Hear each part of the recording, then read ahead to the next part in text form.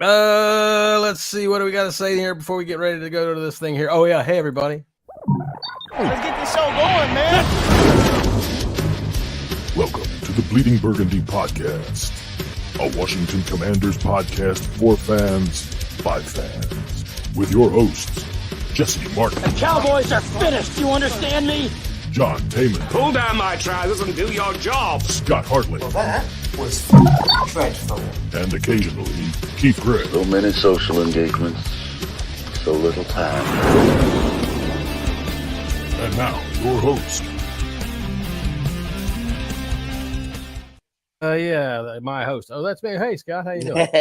Oh, sorry. All right. So, you know what?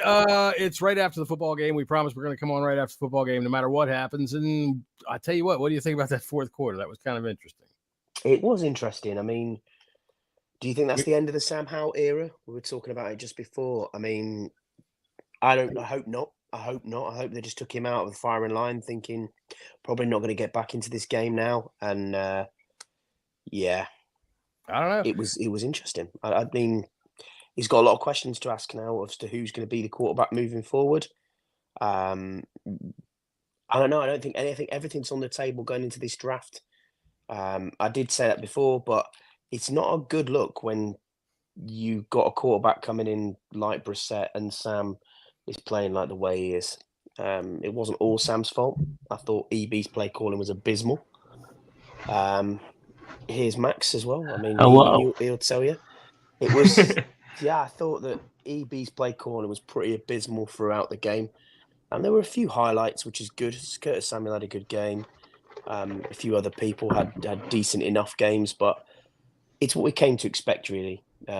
It's minimum, or what we perceive as minimum effort. They obviously think they're playing well.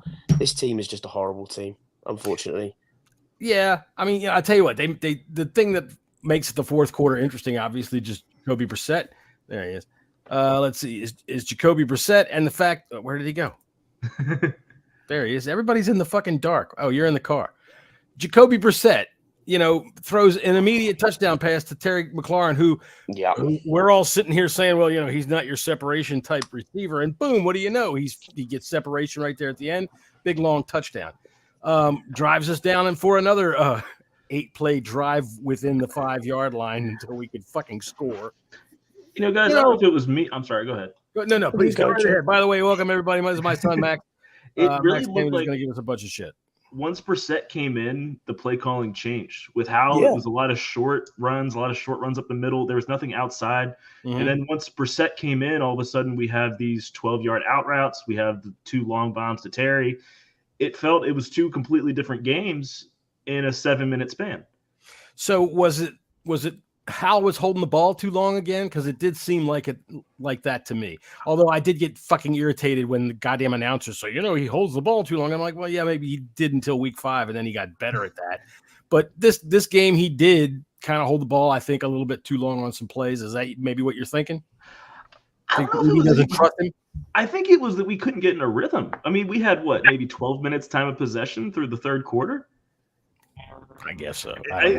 It just felt like we were on defense the entire game. It was kind of astounding. And then all of a sudden, Brissett comes in and boom, boom, and it's an 8-point game. But I don't know if you guys have mentioned cheese yet. But, he's getting gas with us? Hold on. So we've had everything. You never know what you're going to get. I don't even know how to mute somebody, for fuck's sake. We've had porta potties, we've had toilets, we've had gas now. Jesse, we getting the unleaded, the premium, or are we just going to get the regular 87? I don't know. I'd get the regular 87. Honest to God, yes, you're right, Scott. This has been the season on the Bleeding Burgundy podcast. Keith has taken us into Porta John. He has come to us live from his own bathroom while he's taking his shit. And I don't know, I watched the replay of that again, and I happened to glance over, and the man is actually fucking struggling. And you'd think with all the broccoli he wouldn't have to be making faces like that just to take care of a simple bodily function. There's a lot of iron. Here comes Jesse going to make a comment in between getting his ethylene. Hang on a minute. Can you unmute yourself? All right, here. All right, there you go. I got you. Go ahead. Since you're getting gas. You're not going to bother to clean your windshield? What kind of pig are you? Tire pressures as well, Jesse. Actually, my TPS sensor did just come on. So, what the fuck? Brissett just comes in and just lays the fucking lumber. Like, yeah, whatever. Like, I don't even know what to fucking say about this team anymore. I think, like I was saying in the chat, everybody says like there's no effort, but if you fucking really think about this, they've played this bad all year round since the beginning. Like they're giving the effort, they're just not any fucking good. And that's the problem is like we were talking about Curl earlier. All right, we were talking about Curl earlier. How oh my God, there's no way I'm offering him a contract now because he hasn't earned it. He didn't play well again today. He had some bad mistakes. Yep. But I lost my train of thought. Thanks to this wine. But Curl, I know funny though, isn't it? It's funny though, isn't it? I mean, Benjamin St. Just the same, terrible. Percy Butler, terrible. I think you're right. I think Jesse's bang on there. I think this is just a bad group of players, and we've either overhyped them or they've become. What's happening there? Hang on a minute. I'm sorry. Let me try to figure this out. All right. The fact of the matter is, what I was going to say before I freaking got old and forgot about what I was trying to say was the fact that we've seen Curl play much better. And when he's back again. Let me get him off of mute. My God, you people with your traveling studios. I got my Bluetooth on. I can hear you. What, something you couldn't hear when I'm outside? When you get out, it sounds like you're out in the middle of the Antarctic somewhere. Well, it is fucking pouring its ass off. So fair enough. The thing is, like I was trying to remember to say, is Curl, we've seen him play much, much better, right? We've seen him play a system much, much better. And not just that, he's shown tremendous individual ability. It's just that like that 1 year with him and Reeves in the backfield. Okay. They played great together. Last year at the end of the year, he played fucking fantastic. It's just that there's no consistency among any of these people. And I'm watching some fat woman dance because she's got some kind of diabetes pill. I think the majority of that with Curl is that with the secondary, especially, it's the same argument that you and I used to have about Josh Norman. Josh Norman was all world elsewhere, and then he comes here and he can't do anything because he's put in a different system. He's put in a different whole. But he's also, that long ball to Cup. I was telling you guys, that's a cover 3 scheme, and that means St. Just has to drop back to play the deep third. That's not on anything on Curl. Curl's going to play the flat. That's what he's supposed to do. But you have St. Just who's just going to sit down on the hook route. What was St. Just today? His tackling. I mean, God damn it. He followed fucking Nakua or Cooper Kupp up the sideline like this for like 5 yards. He followed him like you're not getting past the hash mark, buddy. You can run all the way up the sideline, but you're not getting into the middle of the field. What the hell was he doing? Trying to, hope he goes out? That dude was doing this all day long. He refused contact all day. Yes. £250,000 dead cap or dollar dead cap. I think we should do a GoFundMe now. We'll have that by the end of the season. Fuck all GoFundMe. I think you ought to just leave his ass on the tarmac. You ought to tell him about when you're boarding the plane. Oh yeah, by the way, hey man, you got a phone call, and have him go out there to pick up the white courtesy phone that says you're a cut. I mean, that phone has to be being held by Cameron Cheeseman because 100%. You put Cameron Cheeseman in the wheel well of the jet, and you say, "Just hold on, motherfucker. We'll get you home." Before the opener, John was sitting there telling me, this guy pointing at the screen that has Cheeseman, he's going to cost us a game this year, and you could say that he did today. Yeah, he did. I'll tell you what. I've been watching football for a long fucking time. You know how many times I have ever said to myself, God damn it, the fucking long snapper is a problem. Never until now. Ever. It's never even been a thought in your head, and it shouldn't be. The minute know who the long snapper is, it's a fucking problem. Look at that again. That's another genius move by Ron Rivera and this staff of draft experts who we've got. And we traded up for this guy. Ron fucking walked around on the sidelines today. He threw a red flag one time. So he did. Well, before this year, Cheese was a decent long snapper. Yeah. If that's a good term, he was good, and then he changed. He did something with some new technique. Yes. Yeah, there was nothing wrong with there. There was absolutely nothing wrong with his snaps last year. Nothing. No. I mean, we didn't hear his fucking name one goddamn time, and then we hear these little whispers of, He's working on some things, trying to change something, and like it's like he's got the shits every time he fucking bends over. He changed everything. He changed from fucking a worthwhile long snapper into a hunk of junk that should be left with the baggage out on the goddamn tarmac. Oh, by the way, we lost your luggage, and send Cameron Cheeseman to motherfucking Siberia. Oh yeah, you're heading to Saskatchewan. Saskatchewan's too close. He can walk back. No, that's true. No. Oh, dear. All right. All right. Let me run around the room real quick. Just first impressions on the game overall. Go ahead, Jesse, since you're in the truck. Well, I'm gonna say this. I don't know. It doesn't look good for Sam being our future. And like I said in the chat, it's not fair to him, really. I don't think all of it's on his fault. Although I do find it curious. Our offensive line actually gave fucking Brissett a pocket for the few plays that he was in. Yeah. So I do find that curious. It's like when Sam's back there, they're fucking mollywopping him every fucking 1.5 seconds. But when Brissett gets in there, oh my God, they can make a fucking pocket for him. Well, I don't know what the fuck is up with that. But you know why that is, Jesse? It's because Cornelius Lucas was playing. Well, you're also ahead by 3 touchdowns. Or 2 touchdowns. Yeah, Donald was busting the pocket busting up the middle all fucking game long, and that's been happening all year long. I'm not putting that straight on Leno.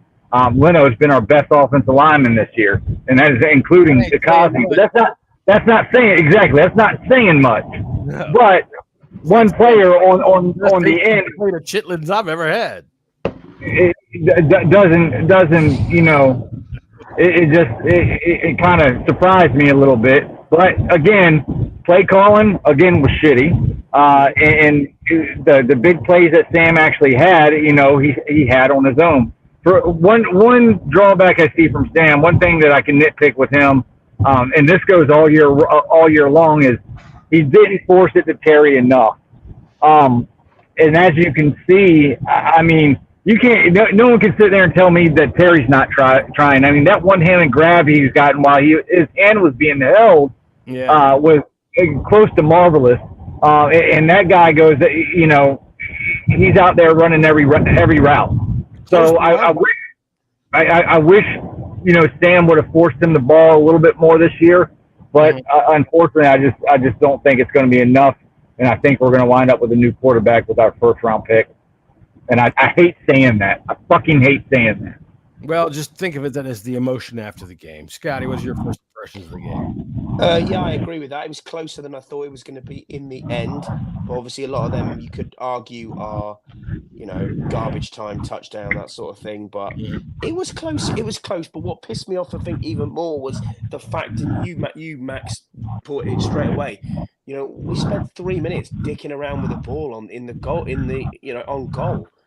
On first and goal, second and goal, whatever it was. It was like 4 minutes, 6. Look, I know everybody's cussing about clock management there. And in reality, what was Ron supposed to do? We were supposed to score there. You know, it shouldn't have taken us fucking right. You know, to score there. I mean, you needed to save them timeout. So when you did score, you could. If an onside kick didn't work.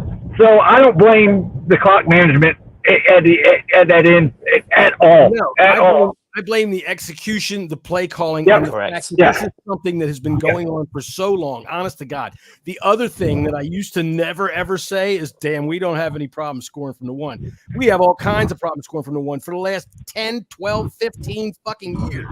I almost hate to get to the one because it's like, shit, fuck. We're fucked now because we don't know what to do. We have no idea how to push forward. Our offensive line stands up and goes, okay, that's the end zone. What are we going to do? And before you know it, the fucking defensive line is in the running back's face. You saw Brissett, who's a big guy, when he gets the fucking – what did he do, Max? What did he fucking do, Max? I've been telling you since you were a goddamn baby. What did he do right there? He pussyfooted. He pussyfooted. He fucking had to move forward. Tippy toe. Right. All right, Max, give me your first impressions of the game. First impressions, it was awful showing for 3 quarters. We had a bye week to prepare for this game, and we looked like we were sleepwalking. What else is new? It's Ron. Right, but you would think that after a bye week, you could at least do something. We don't get ready for any games, except for understand that since Thanksgiving, they've played 3 games, and Christmas is in 8 days. I know. And that's why in a way, Max, I agree with what Jesse was saying in the chat, and obviously people can't see our chat, so I totally get that. But people like Scouse and sometimes myself, I get on it as well. I think that there is a lack of effort there in the players. I agree with you, Jesse. I don't think there is a lack of effort there. I think it's just they're shit players. They're just very, very poor. And I think that 26 players or however many it is that are due to go at the end of the season on contract, it can't come quick enough because these players are terrible. They just can't get up for a game. Now, whether that's down to coaching, whether it's down to motivation, whether it's down to doing the right thing, they run around. Yeah, they do run around and they try and do their job, but it's just not good enough. Yes, they're not good enough. Like honestly, like I said to you guys before, I said, on the 2-point conversion, was there ever any doubt that was going to be converted? Well, that's the thing that I was saying earlier about Curl. This is the frustrating thing is that we have seen them be able to play. The fact of the matter is Montez Sweat. I'm not a guy that likes to look at my exes. All right, but Montez Sweat, he's getting off out there. I don't give a fuck what Chase Young is doing. But we said this earlier on the podcast that when they had this little spree, we don't have any defensive ends. All you people that stood out there and said, Casey too, at least been playing okay. Really? Casey fucking 2 sacks. That motherfucker gets taken out of a play by the quarterback going boo at him, and he doesn't know what to do. He doesn't know where to go. You haven't seen him since. The only thing I can say on the defensive line today is, Jonathan Allen got his name called twice, once when they thought he brought a penalty. Yes, sir, Mac. Oh, no, just woo. All right, woo. Yeah, woo. Andre Jones has a penchant for knocking down passes. I like guys that do that. You know who used to do that, Scott? Jumpy Gathers used to do that. Jumpy Gathers used to knock down passes. Dude, that's impressive to me because that's his 3rd bat down in, I think, the last 3 games, as a matter of fact. He had 2 a couple of games ago and then 1 today, but they've been from different sides. He had 2 from the left side last time and then 1 from the right side today. Dude, I like him. You might not be somebody who set the world on fire. And KJ Henry flashed again. I thought he played okay. But, dude, we Jesse and I were talking a couple of days ago on this show about how nobody gets 100 yards anymore. What did Kyron Williams have? 2 fumbles. Yeah. 2 fumbles. Don't be a fucking optimist over there. Yeah. He went over 100 yards. He did. In like the third quarter. We were saying before, I said his over-under was quite high at 87. Yeah, it was 87 or 89 or something like that, yeah. What did he get? Let me look. Let me see. It was like it was 107 or something like that. Oh, shit. Damn. 152. 27 carries. On 152? 152? And all in all, too, okay, if we had some semblance of offense, especially with the 2 turnovers, that game should have been a lot worse. Thinking about it, there was areas where I thought we played well, but we just could not get anything going on offense, especially in the first half. And our defense would give up a big play here and there. But I mean, with a high-powered offense like the Rams, you would have thought they fucking scored 56 points on us. The game was in Hampton Roads, everybody. Thanks for calling in, Jesse. The expectations were low for this team, but my God, you're still disappointed. I'm not disappointed. I think that 20 points is respectable. I think that, I'm to the stage, like I said last week. I don't root for us to lose, but if we do, so be it. I'm kind of looking forward. Yeah, but can that be really called 20 points? I mean, that was in kind of fucking asshole time. Well, asshole time is, I'll tell you what, man. There's a couple of nights that you could probably remember in your life where asshole time's okay. Some play here and there. Don't even look at me like that, Scott. You've been in the desert. Stop it. Yeah, I have been in the desert. There have been times where good are looking good. Man Love Thursdays is a real thing.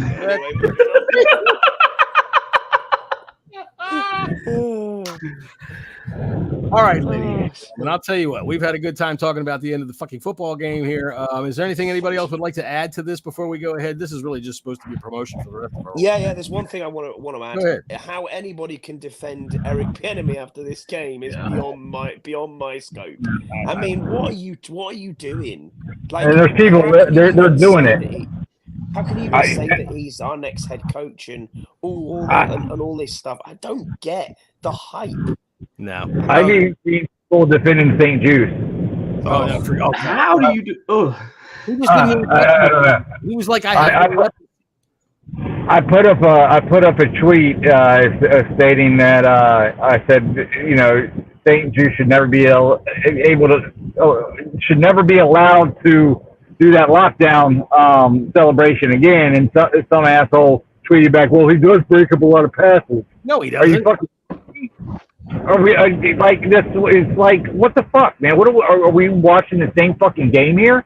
No, so he had one play today where he managed to stay deep on a guy and was able to take away that fade, and he acted like fucking A. Look at me, I've just broken my chains of confinement. I'm free. During the game, they said his stats of people going against him, but this is the second quarter. He had 92 targets on him for the season. And he had 60 receptions given. Jesus Christ. That's the most in the entire league. By a mile. When Trayvon Diggs had his however many interceptions a few years ago, but he gave up 1,200 yards, there was always the give and take of what he's going to go after the ball. St. Jude he's not close to the ball. Dude, and when the ball does come near him, he doesn't fucking charge on it. He does not like contact even slightly. He wasn't even trying to touch somebody today. It was pathetic. Like St. Jude's is a good... Go ahead. Sorry, it's like you said about Curl, John. Can you replace a guy who can tackle at safety? Yes, because he doesn't offer you anything else. Nothing else. But that's the thing. That's the hard part. You've seen it. You've seen that he can. And it makes me wonder if they just don't want the system that they're in. Well, Curl's never been a playmaker. He's just been a solid player. He's never been. He's been a solid tackler, and he's good around the line of scrimmage. But he's had one interception in his career, I think. That was, I think, off of a Chase Young tip in his rookie year. But other than that, he's been solid around the line of scrimmage. He's not good in coverage, and he's been, I think, this year hasn't really liked contact too much. No. He's been, we got a turnover today. First one since Quan Martin interception. By the way, I do have some I have some St. Jude's highlight here. Stop. And she stole her panties. Stop. She shake it like jelly.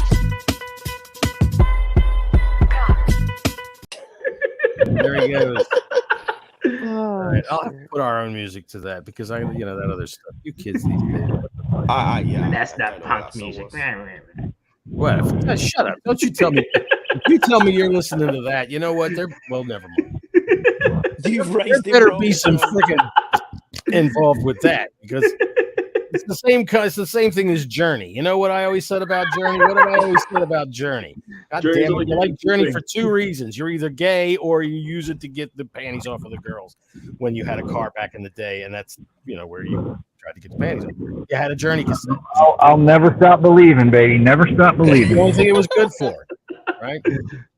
All right. Well, I think for that, we're going to go ahead and stop the show. Tomorrow night, we will be live at 5:30 here with the Bleeding Burgundy podcast to break down this game in many, many, many ways and try to give you some things. We'll have some meditations from Magic Don Johnson because he's been communicating with me ever since. Max, thanks for joining us tonight. Maybe we'll have you join us tomorrow night. Maybe. Not a problem. Anytime. Seems like you know a little bit about this game. Maybe somebody gave you some good influence or something. I don't know. It needs to go in the big book of football. That's what it is. Say what again now, Scotty?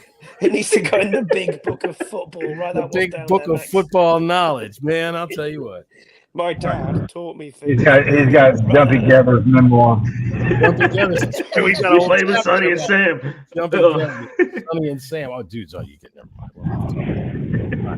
All right, Jesse, we'll see you tomorrow. And when will we hear from the 1 Point Safety Show since Christmas is this week? And we got to see what's going on. We will hear Thursday still. We will be there breaking it down on Thursday evening.